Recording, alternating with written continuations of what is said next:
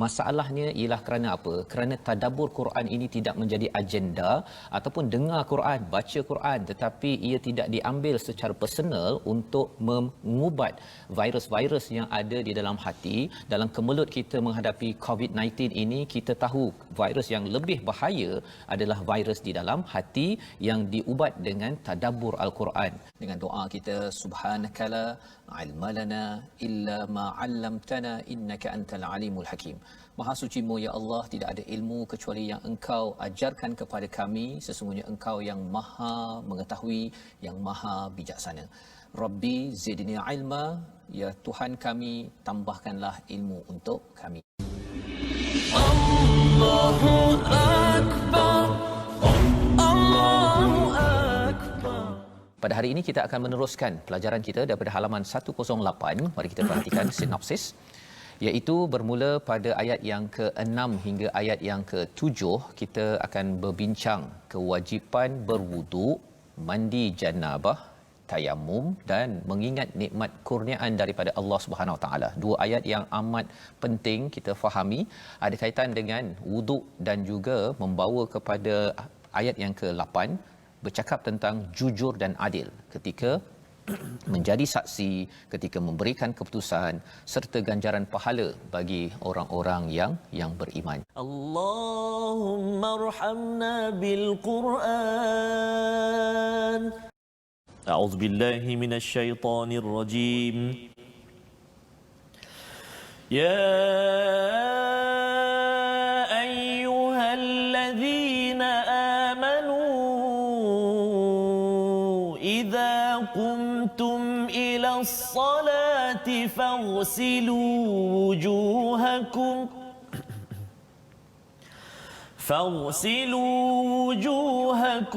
وأيديكم إلى المرافق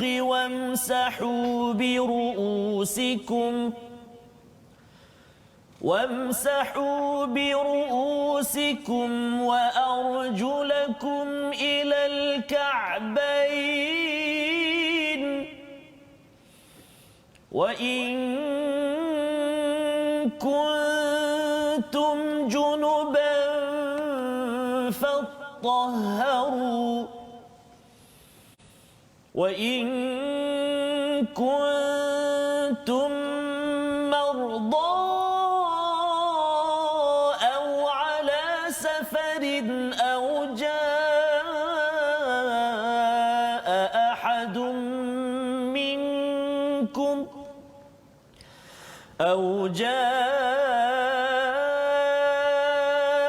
أحد منكم من الغائط أو لامستم النساء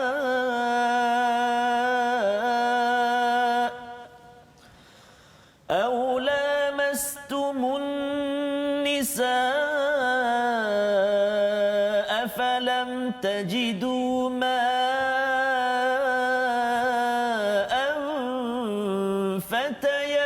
فتيمموا صعيدا طيبا فامسحوا بوجوهكم وأيديكم منه ما يريد الله ليجعل عليكم من حرج ولكن يريد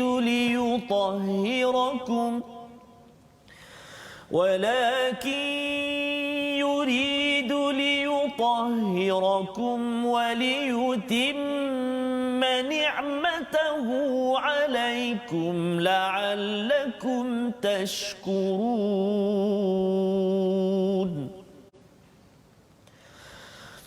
واذكروا نعمة الله عليكم وميثاقه الذي واثقكم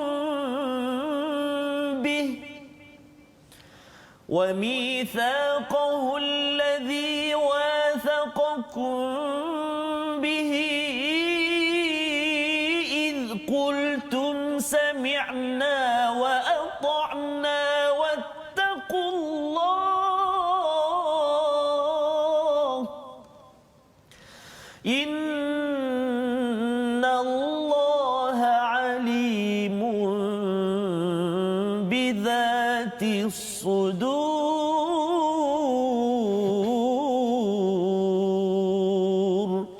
يا أيها الذين آمنوا كونوا قوامين لله شهداء بالقسط ولا يجرمنكم شنآن قوم على ألا تعدلوا اعدلوا هو أقرب للتقوى واتقوا الله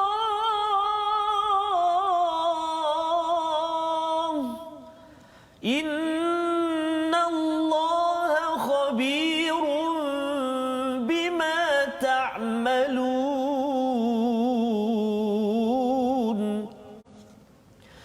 وعد الله الذين آمنوا وعملوا الصالحات لهم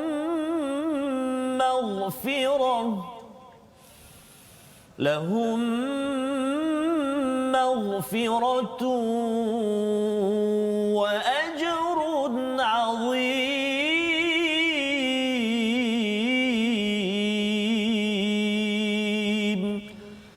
صدق الله العظيم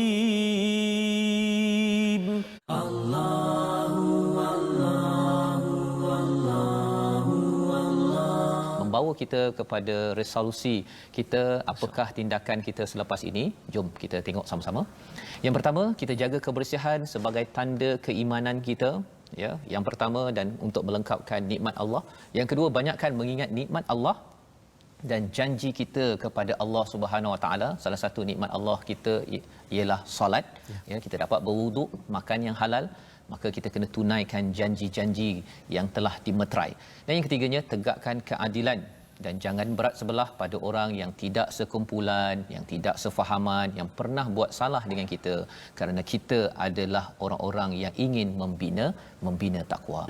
Allah la ilaha illallah. Kita lihat dahulu perkataan kita pada hari ini, iaitu ghasala, satu nikmat yang penting, ya, itu membersihkan diri ataupun kita mandi. 4 kali disebut di dalam Al-Quran.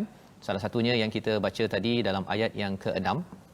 Kita dapat mandi, Ustaz, ya. Ya, kita dapat mandi dan kita memang mandi kerana sunnah, ya, dan mandi kerana arahan Allah. Itu satu nikmat. Betul, Ustaz. Ya, pasal saya pernah je kalau di luar negara dahulu, kan, maksudnya ada orang tu dia tak mandi-mandi sampai seminggu pun ada. Pasal dia kata musim sejuk. Kan, tetapi kita tahu bahawa kita ada Tuhan, betul, ada peraturan kerana kita mengikut Quran. Ya. Astaghfirullah innallah kana tawwaba. Tuan-tuan dan puan-puan sahabat Al-Quran semuanya, kita ingin berkongsi juga pelajaran tajwid kita, mengulang kaji pelajaran-pelajaran kita yang telah lalu dulu belajar, Ustaz. Kita nak sentuh kembali, iaitu tentang sifat itbaq. Ini yang kita nak kongsikan hari ini, itulah sifat itbaq dari segi bahasa melekat, yakni istilahnya terangkat lidah menutupi langit-langit kita semasa menyebutnya. Terangkat lidah menutupi lelangit kita ketika menyebutnya. Ada 4 huruf yang mengandungi sifat itbaq ini, iaitulah huruf sad, huruf dad, huruf ta dan juga huruf dha. Antaranya dalam contoh ayat yang kita boleh perhatikan, ayat yang ke-6 ada, ayat yang ke-7 ada. Cuma saya nak ajak sahabat-sahabat Al-Quran semuanya sekejap, cuba ikut saya menyebut 4 huruf ini dan cuba rasakan kat mana lidah kita tu. Kalau mengikut istilah tadi, terangkat lidah kita saat, terangkat lidah kita kepada langit-langit kita. Cuba kita kita sebut huruf sad. As, kan terangkat lidah kita kan dekat langit-langit. Ada tak langit-langit? Bukan langit kat luar rumah tu. Ni dalam mulut kita, lelangit kita kan. Sad, kemudian huruf dad. Kan lidah kita tu terangkat. Kemudian huruf ta. Al kan terangkat lidah kita kan, kena pada langit kita. Dan yang terakhir huruf za. Subhanallah. Jadi 4 huruf ini ada sifat itbaq, iaitulah terangkat lidah kita. Di samping sifat yang lain juga daripada huruf ini, isti'la contohnya. Jadi di atas satu huruf itu ada banyak sifat-sifat dia, dan antaranya sifat itbaq yang kita belajar hari ini, terangkat lidah kita pada langit-langit dalam rongga mulut kita, insya-Allah. Boleh praktikkan insya-Allah. Allahumma salli ala Muhammad ya Rabbi salli alaihi wasallim.